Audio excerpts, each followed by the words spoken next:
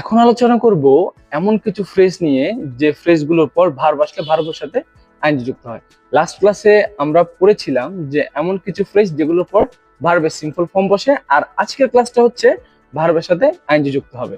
আগে একটি এক্সাম্পল দেই।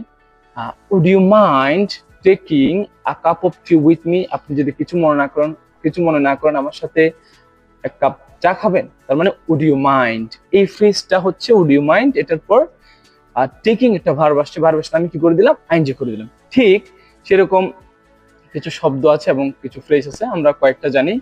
Would you mind, mind, can not help, could not help, এরপর হচ্ছে বিজি, ওর্থ ইত্যাদি। এগুলোর পর যে ভার্ব আসবে ভার্বের সাথে আইনজি যুক্ত হবে। ও হ্যাঁ, আরো দুটো আছে, এটা হচ্ছে গেট ইউজড টু আর একটা হচ্ছে বি ইউজড টু। এগুলোর গ্রামাটিক্যাল ডিফারেন্ট দেখে একটু পরে আলোচনা করলাম। আমি বিজি দিয়ে এক্সাম্পল দেই, যেমন I am busy completing my project.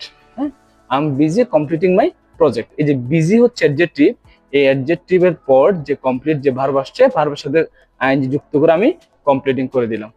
আশা করি বুঝতে পেরেছো। না বুঝলে কমেন্ট বক্সে অবশ্যই জানাবা, আর যদি সম্ভব হয় তোমরা এটার উপর একটা একটা বাক্য লিখে দিবা কমেন্টে, ঠিক আছে?